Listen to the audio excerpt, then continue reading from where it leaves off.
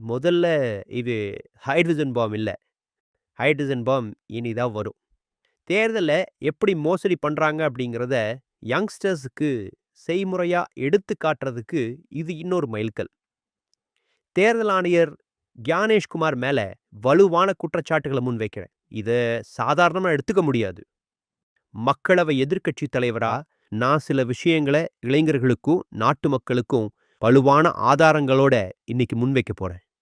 இந்திய ஜனநாயகத்தை அழிக்கிற சிலரை சீஃப் எலெக்ஷன் கமிஷனர் பாதுகாக்கிறார் அப்படிங்கிறத ஓட்ஸ எப்படி ஆட் பண்றாங்க, டெலீட் பண்றாங்க அப்படிங்கிறத உங்களுக்கு காட்ட போறேன். ஒவ்வொரு தேர்தல் நடக்கிறப்பவும் சிலரோ இல்ல ஒரு சில குழுவோ லட்சக்கணக்கான ஓட்டுகளை டார்கெட் பண்ணி இந்தியா முழுக்க டெலீட் பண்ணுவாங்க. இதைத்தான் நம்ம திரும்ப திரும்ப கேள்விப்பட்டிருப்போம். எதிர்க்கட்சிக்கு ஓட்டு போடுற சில சமூகத்தினர், தலித்துகள், ஆதிவாசிகள், சிறுபான்மையினர், ஓபிசி மக்களை ஸ்பெஷலா டார்கெட் பண்ணுவாங்க. இதை நம்ம பலமுறை கேள்விப்பட்டிருப்போம். இப்ப அதுக்கு நம்ம கிட்ட 100% ப்ரூஃப் இருக்கு. புரிஞ்சுக்கோங்க. 100% ப்ரூஃப் இல்லாம நான் இதை பேசல. நான் இந்த நாட்டை நேசிக்கிறேன். அரசியலமைப்பு சட்டத்தை நேசிக்கிறேன். ஜனநாயகத்தோட ப்ராசஸை நேசிக்கிறேன். அதை பாதுகாக்கவும் முயற்சிக்கிறேன். 100% ப்ரூஃப் இல்லாம இங்க எதையும் நான் தவறுதலா பேச போறதில்ல. ஜட்ஜ்மெண்ட் உங்களோடது. உங்க முன்னாடி அதுக்கான ப்ரூஃபை வைக்கிறேன். அந்த ஆதாரங்களை பார்த்ததுக்கு அப்புறம் நீங்களே அது சாலிட் ப்ரூஃப்னு சொல்லுவீங்க.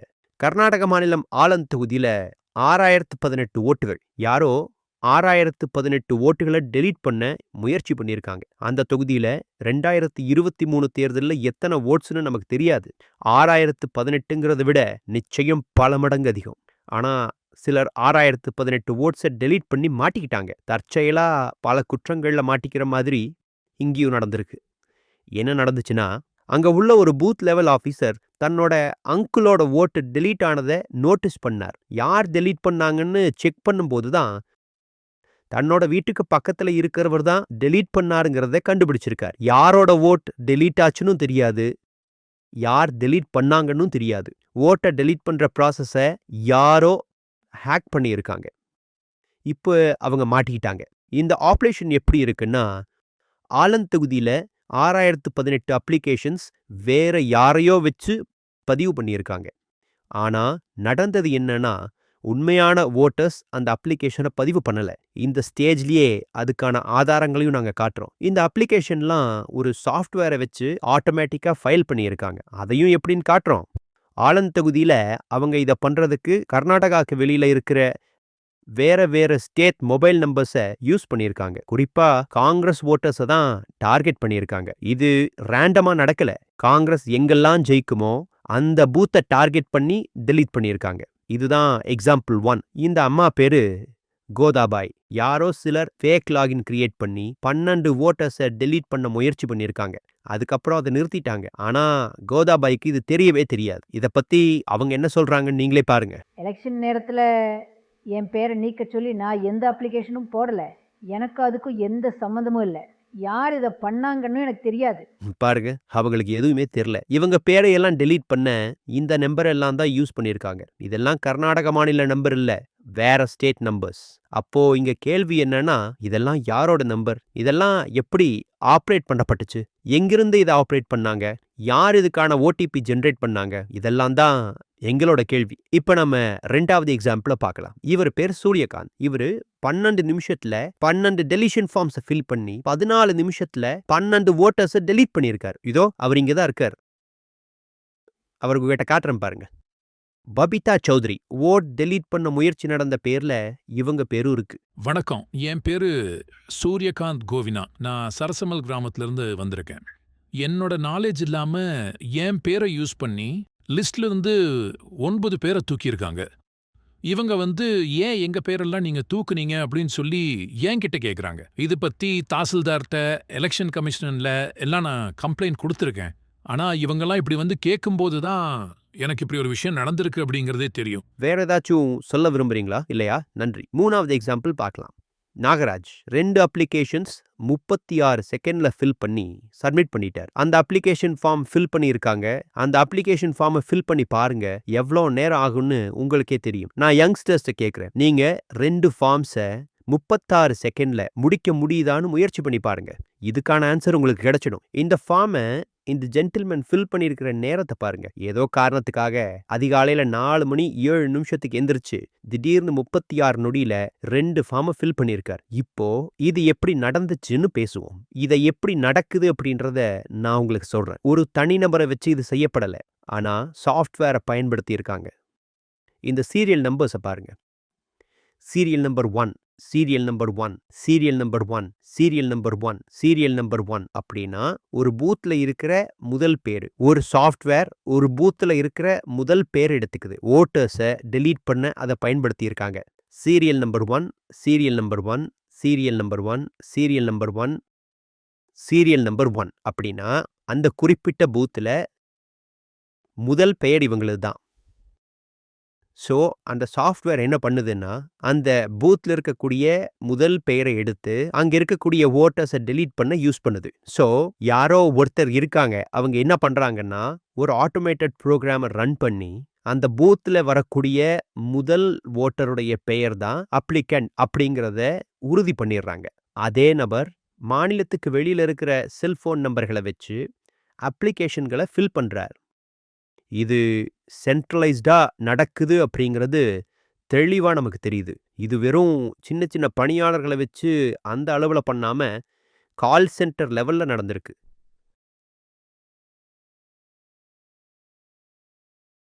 காங்கிரஸ் எந்த பூத்ல வலுவா இருக்கோ அதிகப்படியான டெலிஷன்ஸ் நடந்த டாப் 10 பூத்ஸ்ல காங்கிரஸ் வலுவா இருந்த இடங்கள். 2018 தேர்தல்ல 10ல 8 பூத்ல காங்கிரஸ் ஜெயிச்சிருக்கு. இது தற்செயலா நடந்தது இல்ல, இது ஒரு பிளான்ட் ஆபரேஷன். சரி, நான் ஏன் கியானேஷ்குமார் மேல நேரடியா குற்றச்சாட்டு வைக்கிறேன்னா, இந்த விவகாரம் பத்தி கர்நாடகால சிஐடி விசாரிச்சுட்டு இருக்காங்க. அந்த கர்நாடக சிஐடி 18 மாசத்துல 18 லெட்டர் எழுதியிருக்காங்க. அதுல ரொம்பவும் அடிப்படையான சிம்பிள் தகவல்களை தான் கேட்டிருக்காங்க. நம்பர் 1, இந்த ஃபார்ம் எல்லாம் ஃபில் பண்ணப்பட்ட destination IP address. Number 2, application fill பண்ண டிவைஸ் டெஸ்டினேஷன் போர்ட்டை கொடுங்கன்னு கேட்டிருக்காங்க. முக்கியமானது நம்பர் 3வது தான், ஓடிபி ட்ரையல்ஸ். ஏன்னா அப்ளிகேஷன் ஃபைல் பண்ணும்போது ஓடிபி வந்திருக்குமே, இதெல்லாம் கொடுக்க சொல்லித்தான் சிஐடி கேட்குறாங்க. இதுக்காகத்தான் எலெக்ஷன் கமிஷனுக்கு 18 மாசத்துல 18 லெட்டர் கர்நாடக சிஐடி எழுதியிருக்காங்க. ஆனா அதை அவங்க தரவே இல்லை. ஏன் அவங்க தரமாட்டேன்றாங்க? ஏன்னா கொடுத்தா இந்த ஆப்ரேஷன் எப்படி நடந்துட்டு இருக்கு அப்படிங்கிறது எல்லாருக்கும் தெரிஞ்சிடும். இது எங்க போகுதுன்னு எங்களுக்கு புரிஞ்சுது. நான் உங்களுக்கு சில நம்பர்ஸை வரிசையா சொல்றேன். February 23 ஒரு எஃப்ஐஆர் பதிவாச்சு. அது சம்பந்தமான விவரங்களை கேட்ட உடனே இசிஐக்கு மார்ச் மாசமே கர்நாடகா சிஐடி ஒரு லெட்டர் அனுப்புனாங்க. கேட்டு உடனே இசிஐக்கு மார்ச் மாசமே கர்நாடகா சிஐடி ஒரு லெட்டர் எழுதினாங்க. ஆனா ஆகஸ்ட்ல எந்த விவரங்களையும் சொல்லாம பதில் மட்டும் வந்துச்சு. எந்தெந்த விவரங்கள் தேவையோ அந்த விவரங்களை கர்நாடகா சிஐடிக்கு சொல்லாம ஒரு பதில் கடிதம் மட்டும் வந்துச்சு. ஜனவரி 24 திரும்பவும் விவரங்களை கேட்டு எலெக்ஷன் கமிஷனுக்கு சிஐடி லெட்டர் எழுதினாங்க. அதுக்கும் பதில் இல்லை. செப்டம்பர் 25 கர்நாடகா சிஐடி இன்னொரு லெட்டர் அனுப்புறாங்க. தொடர்ந்து 18 தடவை ரிமைண்டர் லெட்டர் மட்டும் அனுப்பிச்சிருக்காங்க. இது நடந்துகிட்டு இருக்கும்போதே கர்நாடக தேர்தல் அதிகாரி டெல்லியில் இருக்கிற தேர்தல் கமிஷனுக்கு விவரங்களை கேட்கிறார். தேர்தல் அதிகாரி பல முறை கேட்டும் எந்த பதிலும் இல்லை. இதுதான் எங்களுக்கு கிடைச்ச சாலிட் ப்ரூஃப். இதை யார் செய்யறாங்களோ அவங்கள கியானேஷ்குமார் பத்திரமா பாதுகாக்கிறார். இதுவும் ஒரு சாலிட் ப்ரூஃப். வோட் டெலிஷன் எப்படி சென்ட்ரலைஸ்டா நடந்துச்சுன்னு, இது எப்படி பெரிய அளவில் நடந்துச்சு அப்படிங்கிறதையும் உங்களுக்கு நான் இப்ப காட்டினேன். இப்ப கேள்வி என்னன்னா, யாரோ செஞ்சிருக்காங்கன்னு சொன்னோமே, அதுக்கான பதில் எலெக்ஷன் கமிஷன் ஆஃப் இந்தியாவுக்கு தெரியும் இதை யார் பண்றாங்கன்னு. இந்திய இளைஞர்கள் எல்லோருக்கும் சொல்றேன், அவங்க நம்ம மேல தாக்குதல் நடத்துறாங்க. இதுதான் உங்க எதிர்காலம். தகவல் தராம இருக்கிறதுனால ஜனநாயகத்தை படுகொலை பண்றவங்கள தேர்தல் ஆணையம் பாதுகாக்குது. இளைஞர்களுக்கும் இது தெரிய வேண்டியது அவசியம். உங்க வேலை வாய்ப்பு, உங்க எதிர்காலம், உங்க கனவுகள் எல்லாம் இதுல தான் இருக்கு. யார் இதெல்லாம் பண்றாங்கன்னு chief election commissioner Gyanesh Kumar Karnataka சிஐடிக்கு சொல்ல மாட்டேங்கிறார். இது ஒரு தனிப்பட்ட கேஸ் இல்லை, இது மாதிரி நிறைய கேஸ் இருக்கு. இங்க பாருங்க, மகாராஷ்டிரா, ரஜோரா இதே ஐடியா தான். 6850 ஓட்டுகள் சேர்க்கப்பட்டிருக்கு. ஆலந்தில் டெலிஷனை பிடிச்சோம், ரஜோரால அடிஷனை பிடிச்சிருக்கோம். பேசிக் ஐடியா சேம் தான். வேற ஸ்டேட்ல இருந்து ஃபோனை வச்சு ஓட்டர்ஸை சேர்த்திருக்காங்க. ஆனா ஓட்டர்ஸ்க்கே சேர்த்தது தெரியாது. அதே மாதிரி ஓட்டர்ஸை டெலீட் பண்ணியிருக்காங்க. அதுவும் அவங்களுக்கு தெரியல. போன ப்ரெசன்டேஷன் உங்களுக்கு காட்டும்போது ஜேடபிள்யூங்கிற மாதிரியான பேரெல்லாம் உங்களுக்கு காமிச்சோம். உங்களுக்கு ஞாபகம் இருக்கும்னு நினைக்கிறேன். அதே சிஸ்டம் இதையும் செய்யுது. கர்நாடகால, மகாராஷ்டிரால, ஹரியானாலையும் இதே தான் செய்கிறாங்க. உத்தரப்பிரதேசத்துலையும் இதே தான் நடந்திருக்கு. நம்மக்கிட்ட எல்லாத்துக்கும் ப்ரூஃப் இருக்கு. பேர்களை ஃபில் பண்ணுறது இங்கே பாருங்களேன். அட்ரஸ் எல்லாமே சஷ்டி சஷ்டி சஷ்டி சஷ்டி, பேரு UUQJJW. ஸோ நாங்கள் என்ன சொல்கிறோன்னா, இந்திய ஜனநாயகத்தை கொலை பண்ணுறவங்கள chief election commissioner of India Gyanesh Kumar பாதுகாக்கிறத நிறுத்தணும். நாங்கள் உங்களுக்கு 100% புல்லட் ப்ரூஃப் ஆதாரங்களை கொடுத்துருக்கோம். நீங்களே உங்கள் கண்ணு முன்னாடி பார்த்தீங்க. சந்தேகமே வேண்டாம். இந்த ஃபோன் நம்பர், ஓடிடி பற்றின விவரங்களை தேர்தல் ஆணையம் இன்னும் ஒரு வாரத்தில் தரணும். நான் ஜனநாயகத்தை பாதுகாத்துட்டு இருக்கேன். அது மட்டும் இல்லை, உண்மையை உங்கள் முன்னாடி வைக்கிறேன். நன்றி. ராகுல்ஜி, இன்னைக்கு நீங்க புதிய தகவல்களை சொல்லியிருக்கீங்க. எப்படி வாக்கு திருடப்படுது அப்படிங்கறத பத்தி. முன்னாடி மகாதேவபுரா பத்தி நீங்க சொன்னீங்க, எப்படி அடிஷன் நடக்குது அப்படின்னு. இப்போ டெலிஷன் எப்படி நடக்குது அப்படின்றத சொல்லியிருக்கீங்க. ஆனா இதை பாக்குறப்ப தேர்தல் ஆணையம் இதுல எந்த நடவடிக்கையும் எடுக்கல அப்படின்ற மாதிரி தோணுது. இது முழு நாட்டுக்கும் பரவும் அப்படின்னா நீங்க இந்த பிரச்சனையை எங்க வரை எடுத்துட்டு போலான் இருக்கீங்க? இது சம்பந்தமா உங்களுடைய அடுத்த கட்ட நடவடிக்கை என்னவா இருக்கும்? இங்கே பாருங்க, நாங்கள் உங்கள் முன்னாடி தான் இந்த குற்ற செயல்கள் எல்லாத்தையும் வெளியில் வச்சுருக்கோம். எங்கள் வேலை உங்கள் முன்னாடி உண்மையை வைக்கிறது தான். அதை நாங்கள் செஞ்சுருக்கோம். இந்தியாவில் வேறு நிறுவனங்களும் இருக்குது. தேர்தல் ஆணையம் மட்டும் இல்லை, சட்ட அமைப்பும் இருக்குது. அவங்களும் இந்த விஷயங்களை கவனிக்கணும். நீங்கள் சொன்னது மாதிரி ஃபஸ்ட்டு நம்ம அடிஷன் அப்படின்றத காமிச்சோம். இப்போது எப்படி டெலீட் பண்ணுறாங்கன்றதை காட்டியிருக்கோம். இங்கே நம்ம தலைமை தேர்தல் ஆணையரை பற்றி தெளிவாக சொல்லியிருக்கோம். அது மட்டும் இல்லை, a system of addition and deletion அப்படின்ற விஷயத்தையும் நாங்கள் இதில் சேர்த்துருக்கோம். அது எப்படி செயல்படுதுன்றதையும் வெளியே கொண்டு வந்திருக்கோம். யார் இந்த அடிஷன் டெலிஷனை செஞ்சுருக்காங்களோ, மகாராஷ்டிரா, கர்நாடகா, உத்தரப்பிரதேசம், அதே சிஸ்டத்தை தான் மகாராஷ்டிரா, கர்நாடகா, உத்தரப்பிரதேஷ், ஹரியானா எல்லா இடத்துலையும் பயன்படுத்திட்டு இருக்காங்க. அதையும் அதே மக்கள் தான் செஞ்சுக்கிட்டு இருக்காங்க. சார், இங்க இங்க இங்க இடது பக்கம். சார், இந்த பக்கம் இடது பக்கம் பாருங்க, இங்க பாருங்க. சார், என்னோட கேள்வி என்னன்னா, சார் இப்ப நீங்க சொல்றீங்கல்ல தலைமை தேர்தல் ஆணையர் கியானேஷ்குமார், அவருக்கு இது யார் பண்றதுன்னு தெரியுமா? அதுவும் நீங்க சொல்ற மாதிரி காங்கிரஸ் பூத்துல ஓட்டுகள் டெலீட் ஆகுது அப்படின்னு சொல்றீங்க. அப்படி இருக்க உங்க கணக்குப்படி இந்த லாபம் யாருக்கு போகுதுன்னு நீங்க நினைக்கிறீங்க? இது ஒண்ணு. ரெண்டாவதா, இதுக்கு ஒரு வாரம் தான் டைம் கொடுக்குறீங்க அப்படின்னா, அந்த ஒரு வாரம் கழிச்சு நீங்க இதை எப்படி முன்னெடுத்துட்டு போறீங்க? நீதிமன்றத்துக்கு போறீங்களா, இல்ல வேற ஏதாவது உயர்நிலை அமைப்புகிட்ட விசாரணை கேட்க போறீங்களா? நீங்க சொல்ற மாதிரி இது ஒரு ஒழுங்கா திட்டமிட்ட மாதிரி நடக்குதுன்னு தெரியுது. அதை எப்படி நிரூபிக்க போறீங்க? வெளிப்படையா சொல்றேன், இது என் வேலையா? நிச்சயமா இல்லை. என்னோட வேலை என்னன்னா, டெமோக்ராட்டிக் சிஸ்டத்தில் பங்கேற்கிறது தான். ஜனநாயகத்தை பாதுகாப்பது என் பொறுப்பில்லை. அதுதான் இந்தியாவில் இருக்கக்கூடிய அமைப்புகளுக்கு வேலை. ஆனா அந்த வேலையை அவங்க செய்யல. அதனால நான் இதை செய்கிறேன். நாங்கள் உங்களுக்கு இதை ஒரு 2-3 முறை டீட்டெயிலாக காட்டியிருக்கோம். இந்த ப்ரெசன்டேஷன்ஸ் முடிக்கிறப்போ அதுக்கு ஒரு 2-3 மாதம் ஆகும். அந்த நேரம் முடிஞ்சதும் உங்களுக்கு ஒரு சந்தேகமும் இருக்காது. இந்த நாட்டில் ஒரு மாநிலத்திலிருந்து இன்னொரு மாநிலத்திற்கு தேர்தல் தோறும் திருட்டு நடக்குது.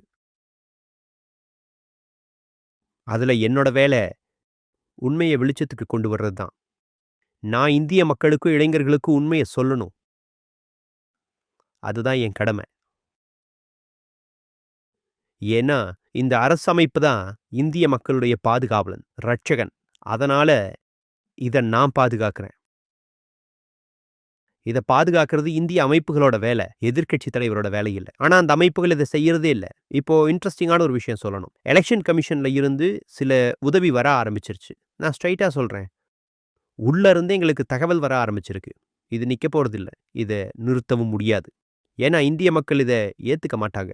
ஒரு முறை இந்திய மக்கள், குறிப்பா யங்ஸ்டர்ஸுக்கு இந்த வாக்கு திருட்டு நடக்குதுன்னு புரிஞ்சுட்டா அவங்க வலிமை என்னன்னு கன்ஃபார்மா தெரியும். ராகுல்ஜி, நீங்க சொன்னீங்க உங்ககிட்ட Black அண்ட் ஒயிட் சாட்சி இருக்குது அப்படின்னு. அப்படின்னா யாராவது இன்னும் பதில் சொல்லலைன்னா நீதிமன்றம் மூலமா அவர்களை தடுத்து நிறுத்த போறீங்களா?